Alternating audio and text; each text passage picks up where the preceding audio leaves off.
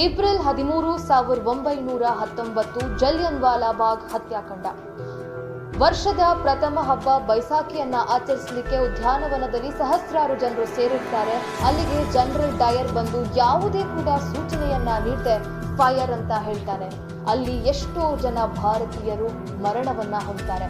ಇನ್ನು ಭಾರತದ ಪ್ರಮುಖ ಕ್ರಾಂತಿಕಾರಿಯೊಬ್ಬ ಹುಡುಗ ಬಾಲಕನಾಗಿ ಆ ಅಮೃತ್ಸರದ ಉದ್ಯಾನವನವನ್ನ ಅದೇ ದಿನ ನೋಡ್ಲಿಕ್ಕೆ ಬಂದಿರ್ತಾನೆ.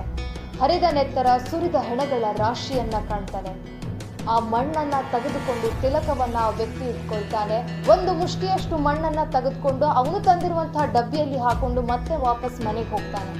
ಮನೆಗೆ ಹೋದಾಗ ತನ್ನ ತಂಗಿ ಊಟಕ್ಕೆ ಕರೆದಾಗ ಆ ವ್ಯಕ್ತಿ ನಿರಾಕರಿಸ್ತಾನೆ.